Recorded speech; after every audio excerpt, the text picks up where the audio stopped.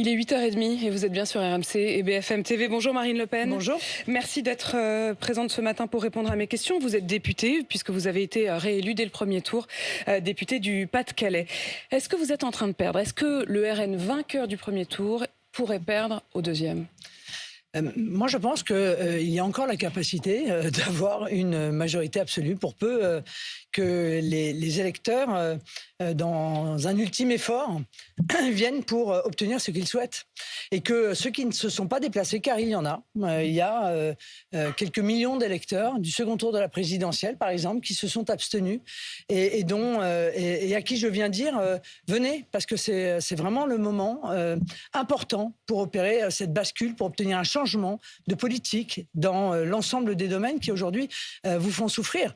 Mais il est sûr, et je ne vais pas dire le contraire, que l'opération de désistement massif qui a été faite avec cette nouvelle alliance, ce nouveau Front populaire, avec la Macronie, les LR, LFI, les Verts, les socialistes, a pour but, et on le sait, ils le disent d'ailleurs, d'empêcher le Rassemblement national d'avoir une majorité absolue. D'empêcher effectivement le Rassemblement national d'avoir une majorité absolue et constituer peut-être ce qui commence à apparaître comme une coalition. Certains disent arc-en-ciel, certains disent majorité de coalition, alliance de circonstances. L'idée, c'est une alliance anti-RN qui formerait une sorte de coalition qui pourrait aller du Parti socialiste à LR. Le Figaro croit savoir qu'Emmanuel Macron travaille à cette hypothèse de travail. Et d'ailleurs, hier, lorsque Benjamin Duhamel demandait à Gabriel Attal s'il allait remettre sa démission dimanche soir, il ne répondait pas, sous-entendu, ça peut encore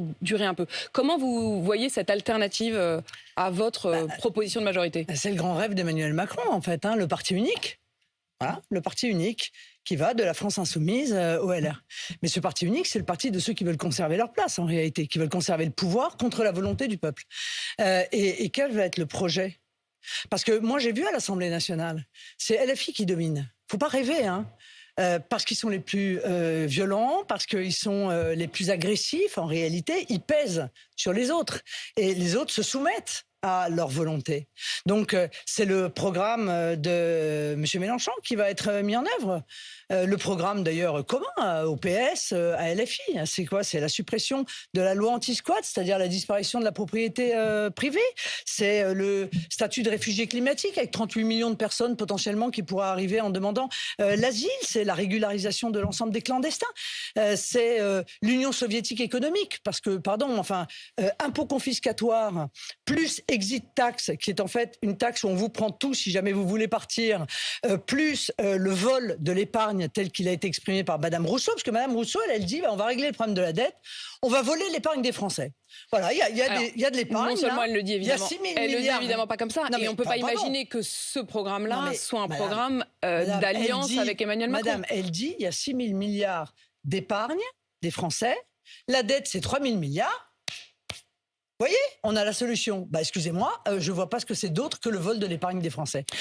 Et sur la question d'un gouvernement technique, là pour le coup c'est mes confrères toujours très bien informés du journal L'Opinion qui croient savoir ce matin que l'Élysée envisage un nouveau conseil des ministres lundi matin pour gérer les affaires courantes et peut-être une prolongation du gouvernement actuel en gouvernement technique qui gère. Bon, je ne suis pas sûr que lundi matin le conseil des ministres soit pour gérer les affaires courantes, parce qu'en général c'est le mercredi. Vous voyez, il n'y a pas de raison que ce soit lundi matin, il y a peut-être d'autres raisons. C'est-à-dire, qu'est-ce que vous voulez dire? Mais nous le... Vous redoutez ce que vous avez appelé un coup d'État administratif? Mais nous le serons. Voilà, mais nous le serons. Non, mais dites-nous, qu'est-ce que vous avez en tête? Je pense que le fait d'avoir parlé d'un certain nombre de changements, encore une fois, je m'exprime très clairement auprès de ceux qui nous écoutent, qu'il y ait des changements de préfet, qu'il y ait des gens même qu'on recase, allez. A priori, ça me choque pas outre mesure, des directeurs de cabinet à qui il faut bien trouver une échappatoire quand potentiellement une alternance se dessine après les élections. Mais que l'on change des postes qui n'étaient pas prévus d'être changés, dans le but d'empêcher ceux qui peuvent vous remplacer de mener la politique qu'ils veulent mener, parce que c'est la politique que les Français qui ont voté pour eux veulent mener. Je trouve qu'on dépasse là, honnêtement, en Mais termes ça n'est pas le cas. d'ambition. Alors, Dieu merci, ça n'est pas le cas. Ça n'a pas été le cas parce que je pense que, médiatiquement, cette information est sortie. Le fait vous-même d'avoir dit il ne serait pas acceptable que avant le Conseil des ministres, vous pensez que c'est la raison pour laquelle Emmanuel Macron ne l'a pas fait, mais il avait prévu de le faire. Il ne l'a pas fait, n'y passons pas 3 heures, c'est pas fondamental. Mais alors attendez, quand vous dites lundi matin, Conseil des ministres pour gérer les affaires courantes et que vous me dites c'est pas pour gérer les affaires courantes. Je trouve étonnant quand même qu'il y ait ça vous étonne pas qu'il y ait un Conseil des ministres un lundi matin ? Il y a quand même aussi une question qui est la question du maintien de l'ordre. C'est-à-dire que si on en croit Emmanuel Macron lui-même, il y a un risque de guerre civile potentielle dimanche soir. Il faudra bien que quelqu'un gère l'ordre.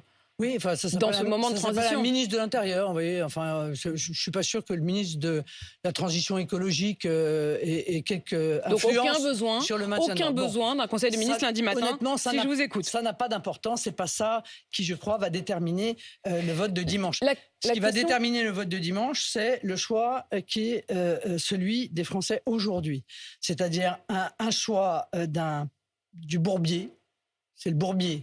En réalité, ou le choix d'une majorité absolue pour le Rassemblement national qui lui permette de mettre en œuvre une politique. C'est ça le choix que les Français ont aujourd'hui. Et encore une fois, avec une alliance qui est une alliance contre nature. Je veux dire, quand j'entends M. Édouard Philippe appeler à voter communiste, quand j'entends la France insoumise appeler à voter Darmanin ou Mme Borne... oui, évidemment qu'il y a, ou même la Macronie appelée à voter pour Raphaël Arnaud, Antifa, qui a été condamné pour violence en Réunion, etc. Il y a un moment où les Français se disent, mais quel est leur objectif, à part conserver, encore une fois, le pouvoir en tentant de manœuvrer cette élection ? Est-ce que Emmanuel Macron lui-même, en cas de difficile majorité qui se dégage, pourrait rester au pouvoir ? Mais s'il souhaite rester au pouvoir, et la Constitution lui permet de rester au pouvoir. De toute façon, l'Assemblée ne pourra plus être dissoute pendant 1 an. Voilà. Donc, la question, c'est est-ce qu'on donne, encore une fois, un gouvernement à la France ? Donc, vous n'envisagez pas le scénario où Emmanuel Macron démissionne, vous ne le demanderez pas ? Est-ce qu'on donne un gouvernement RN à la France ? Parce que c'est le seul qui est en capacité d'avoir une majorité absolue. Les autres ne peuvent pas avoir de majorité absolue, ni les uns ni les autres. Ou est-ce que c'est un bourbier où le pays va être paralysé et où donc tous les problèmes vont s'aggraver ? Parce que si vous n'apportez pas de solution aux problèmes, si vous ne changez pas la manière dont ces problèmes sont gérés, alors par définition, ils s'aggravent. L'immigration clandestine, l'insécurité qui devient absolument épouvantable, l'aggravation de la dette, les défaillances d'entreprises, et j'en passe et des meilleurs. Et moi, très honnêtement, perdre 1 an pour le pays encore une fois, j'en appelle aux Français. Ils ont la possibilité, dimanche, d'avoir un gouvernement qui sait où il va et qui sait comment il doit y aller. Marine Le Pen, est-ce que vous avez compté le nombre des candidats que vous allez être obligé de virer pour des propos ou des attitudes racistes ? Non mais d'abord, virer, ça c'est la commission des conflits qui prend la décision. Je reprends le mot de Jordan Bardella hier qui disait « il sort ». Oui, c'est ce que j'appelle virer. Parce que celui-là, oui. Mais si vous voulez, la commission des conflits, elle va être saisie d'un certain nombre de cas. En général, honnêtement, elle tape dur. Elle n'est pas trop laxiste, la commission des conflits du Rassemblement national. Mais j'imagine que vous avez regardé combien parce que nous, on n'arrive plus à compter, en vrai. Honnêtement, il y en a beaucoup. Oui, mais écoutez, non, parce que y a des propos qui sont inadmissibles et qui, très certainement, entraîneront des sanctions. Il y a aussi des propos, mais qui sont des maladresses. Voilà. Vous pensez à quoi, ça ? Qu'est-ce qui est une maladresse ? Je pense, par exemple, à la jeune femme à qui on met un micro ou une caméra. Ce sont des braves gens qui voient arriver, les grands inquisiteurs de la presse. Parce vous que parlez de la candidate mayonnaise qui répond à un journaliste local. C'est pas les grands inquisiteurs de la presse. Et qui dit que son ophtalmo... C'est ça que vous pensez ? Vous ne croyez pas que c'est une maladresse ? On vous dit, justifiez-nous que vous êtes... Non mais pardon, ça c'est la jeune fille qui voit arriver le grand inquisiteur pendant la chasse aux sorcières, vous voyez. Expliquez-nous, dites-nous que vous êtes... montrez-nous, prouvez-nous que vous n'êtes pas sorcière. Elle dit, comment on fait la preuve d'un fait négatif ? Prouvez-nous que vous n'êtes pas raciste. C'est vrai que c'est maladroit, l'argument qu'elle sort, mais objectivement, c'est pas une preuve de racisme. On ne peut pas lui reprocher une maladresse, une méconnaissance Au-delà de ça, d'ailleurs, le RN a dit qu'elle souffrait de problèmes neurologiques et que donc ce sont des braves gens. Ce sont des braves gens. Ce sont des braves gens qui se présentent parce que l'Assemblée nationale, elle doit être à l'image de la France, pas à l'image de Sciences Po, pas à l'image de l'ENA. Elle doit être à l'image de la France. Il faut qu'il y ait des infirmières, des ingénieurs, des employés, Jordan Bardella des salariés. Lui-même parle d'une erreur de casting, quand même. Non mais d'accord. Donc moi, Mais d'accord, mais ça ne mérite pas d'être viré. Ça ne mérite pas d'être viré. Et par exemple, Anne Libel, candidate également en Mayenne, qui a été condamnée à de la prison pour... Vous ne parlez que de ça. Toute la France est au courant du moindre candidat qui a eu un propos qui était soit contestable, et encore une fois, le Rassemblement national s'en saisira et s'en saisit déjà, soit maladroit. Tout le monde parle de ça. On ne parle même plus de politique. Hier soir, Marine Le Pen encore hier soir, l'un de vos candidats, le candidat RN dans le Bas-Rhin, qui parle à propos des propos de Jean-Marie Le Pen sur les chambres à gaz comme d'un détail de l'histoire, que c'était pas si grave, que c'était pas une remarque antisémite. Mais enfin, il sait très bien que ça n'est pas ce que pense le mouvement, et il le sait pertinemment. Donc il le fait contre votre camp. Pertinemment, puisque vous savez très bien les décisions que j'ai été parce qu'il le pense, peut-être tout simplement. Eh bien, parfait. Est-ce que c'est pas un problème que vos candidats y pensent ça ? S'il nous l'avait dit, mais s'il nous l'avait dit, nous ne l'aurions pas investi. Voilà, c'est aussi simple que ça. Mais vous voyez, Madame, il a eu raison, Jordan Bardella, hier soir, de rappeler que ce qui est très important, c'est de voir comment un parti politique réagit quand il est face à ça. Encore une fois, il a raison, des moutons noirs, il y en a partout. Même dans la presse. Même dans la presse. Il y a des journalistes qui se font... On ne se présente pas aux élections. Hein. On ne prétend pas gouverner la France. Enfin, vous exprimez des positions, etc. Tout à fait. Bon. Donc, comment on réagit ? On réagit tout de suite. Et on réagit, encore une fois, sans laxisme et durement. Moi, en face, je suis navré de vous dire que je vois des mouvances politiques, LFI, les Verts, qui couvrent des comportements qui sont inadmissibles, qui devraient entraîner l'expulsion immédiate de ces candidats. Et des grands dirigeants comme M. Coquerel, il vient vous dire que le clip de rap, qui est un concentré de violence, d'appel au meurtre, d'appel aux violences contre les femmes, d'antisémitisme, d'appel aux violences contre la police, tout y est. Il coche toutes les cases. Lui, il dit « Ah non, mais c'est ça ». Madame Tondioli, hier, nous explique que c'est le féminisme vert, c'est le nouveau truc. Oui, mais c'est du rap, c'est comme ça. Elle a dit qu'elle condamnait les propos, c'est moi-même qui l'ai interrogée. C'est dur avec les femmes, mais ce sont des artistes. Elle parle d'une culture ou de code du rap, mais elle dit aussi qu'elle condamne ces propos. Ce qu'il y a, c'est que c'est pas des candidats. C'est-à-dire que là, c'est des rappeurs qui décident de les soutenir. Et Madame Rima Hassan, c'est pas une candidate qui explique que dans les prisons israéliennes, les Palestiniens sont violés par les chiens de l'armée israélienne. Elle a dit que l'armée israélienne, elle a propagé une fake news sur le fait que l'armée israélienne aurait entraîné des chiens. D'accord. Et personne n'a rien dit. Monsieur Mélenchon. Les journalistes. Mais les journalistes. Mais je vous parle pas des journalistes. Je vous parle de la direction du mouvement. La direction du mouvement n'a pas condamné les propos de Rima Hassan et a même mis Rima Hassan aux côtés de Jean-Luc Mélenchon. Parce qu'en réalité, elle couvre ces propos-là. Et quand vous entendez Monsieur Mélenchon, je veux dire, qui explique que c'est rigolo de dire qu'un policier mort, c'est un vote en moins pour le RN. C'est rigolo. Qui nous dit que l'antisémitisme est résiduel. Je veux dire, là, pour le coup, c'est pas un candidat lambda, un brave candidat qui connaît pas les codes de la politique. C'est le dirigeant, celui qui prend la parole le soir du premier tour avec Rima Hassan et son kéfier autour du cou. Je vous repose juste une question là-dessus, parce que je voudrais quand même savoir où est-ce qu'ils vont siéger. C'est-à-dire que j'ai bien compris que vous réagissiez immédiatement, mais ils vont siéger où ? Vous avez vocation, dites-vous, à être présidente du groupe RN. Est-ce qu'ils resteront dans votre groupe ? Madame, la commission de conflit va décider de ça. Je vais vous donner un exemple. Vous voulez qu'on aille au fond des choses ? Allons-y. Monsieur Quatennens a été condamné pour avoir commis des violences contre sa femme. Tout à fait. Il a été mis à l'écart pendant 4 mois et puis il est revenu. Voilà. Et il avait même été investi candidat. C'est sous la pression médiatique, en réalité, il a été retiré. Nous avons un député européen qui a été condamné pour violence contre sa femme. On l'a viré du groupe, immédiatement. Viré, pas mis de côté pendant 4 mois pour qu'il puisse revenir après. Viré. Et il n'a pas été réinvesti. Vous voyez la différence de comportement ? Voilà. Et c'est cela que je demande aux Français de juger.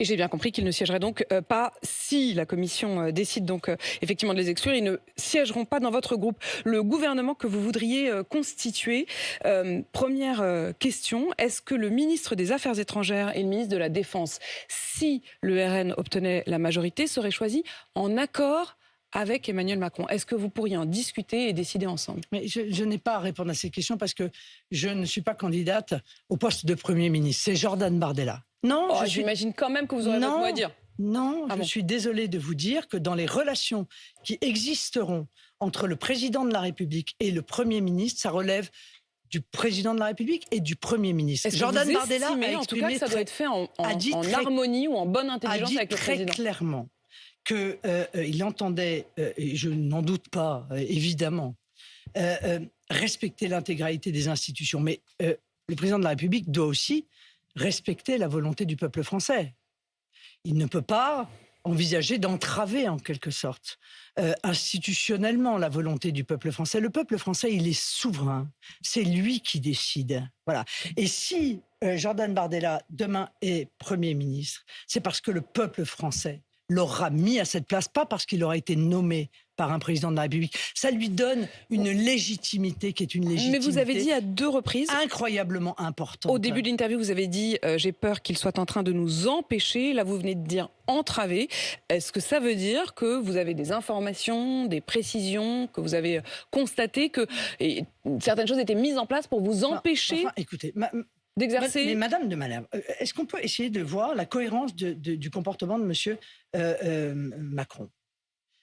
Comme président de la République, il opère la dissolution de l'Assemblée nationale. Il revient donc au peuple en expliquant que quand il y a une crise, il faut revenir au peuple. Et dans le même temps, au bout de 15 jours, il cherche à empêcher en réalité les Français d'envoyer une majorité. Donc vous dites que la dissolution c'est très bien, mais par contre il faut au Rassemblement faire. national. Donc c'est quand même étrange comme comportement. Je veux dire, soit on revient au peuple et on laisse le peuple décider parce qu'il est majeur, le peuple. Il n'a pas de consignes à recevoir. On ne peut pas lui tordre le bras dans le dos comme le font encore une fois l'ensemble des partis qui ont retiré leurs candidats. Parce qu'ils traitent le peuple comme des enfants, comme des mineurs. Voilà. On a peur que vous votiez mal, alors on va vous forcer à voter pour tel et tel candidat, même si vous ne partagez pas les options politiques. Parce que notre seul objectif, ça n'est pas un mieux pour la France, ça n'est pas améliorer le pouvoir d'achat, ça n'est pas régler le problème de l'insécurité, ça n'est pas vous trouver un emploi. Le seul objectif de tous ces gens-là, c'est faire barrage au Rassemblement national. C'est la seule ligne de leur projet. Mais c'est contradictoire avec cette dissolution. Dans ces cas-là, il ne fallait pas faire de dissolution.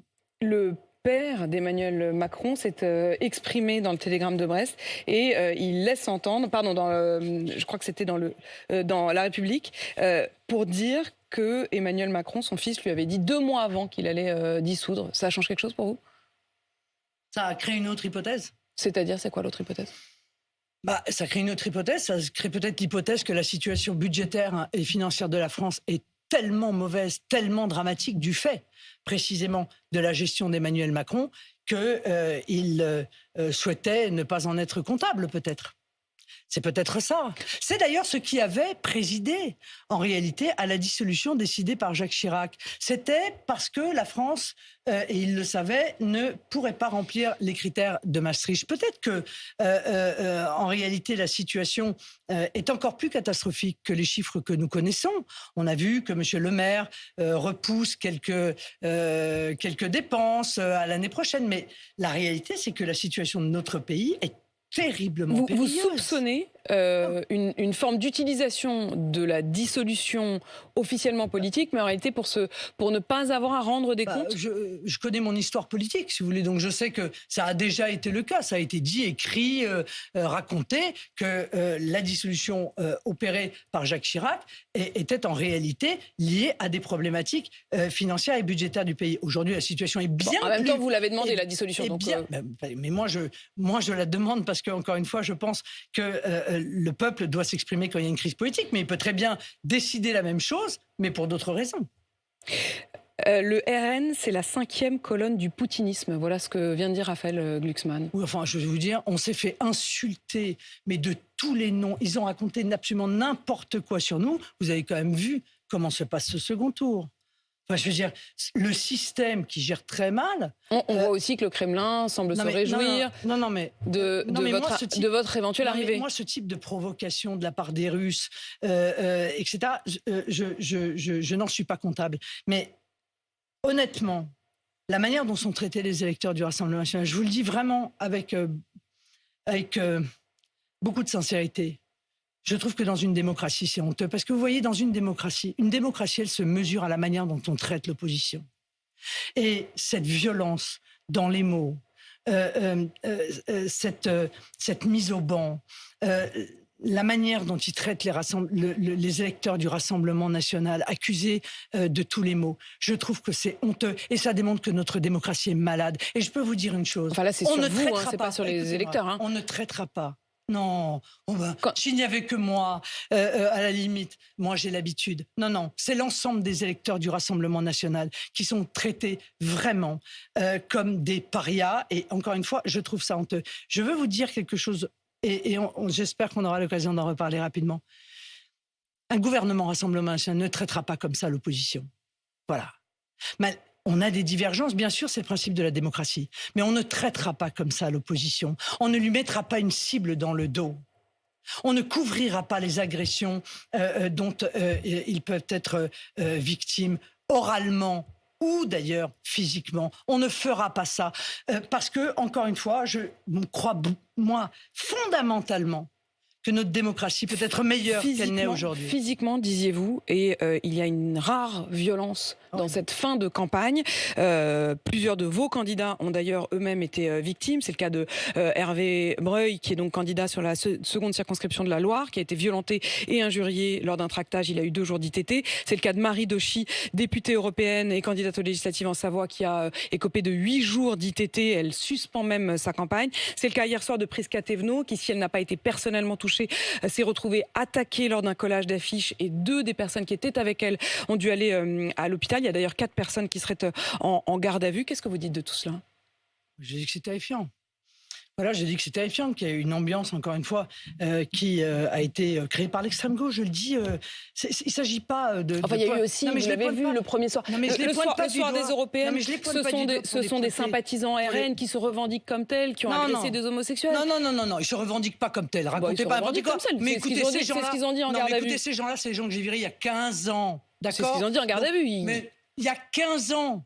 Voilà, parce que, encore une fois, je voyais bien les profils et le ménage, pour le coup, a été fait. Et même ces groupuscules, je vais vous dire, on en a demandé la dissolution. Depuis 3 ans, nous demandons la dissolution de l'ensemble des groupuscules d'extrême droite et d'extrême gauche qui sont violents. C'est juste, j'ai vu passer les documents que vous avez vous-même envoyés au ministère. Le Rassemblement national perturbe les réunions de nos adversaires? Jamais. Est-ce qu'il violente nos adversaires? Jamais. Est-ce qu'il empêche les conférences de presse de nos adversaires? Jamais. Est-ce qu'il manifeste contre le résultat des élections? Jamais. Il faut regarder les choses en face. Vous accepterez le verdict des urnes, vous reconnaîtrez parfaitement. Mais vous plaisantez, ça fait 50 ans qu'on accepte le verdict des urnes. Bon, il n'y a aucune difficulté. L'extrême gauche, elle manifeste, elle brûle, elle casse, elle violente, elle intimide ses adversaires, et ça, il va falloir que ça cesse, parce que, encore une fois, ça atteint au cœur la démocratie. Merci Marine Le Pen d'avoir répondu à mes questions ce matin.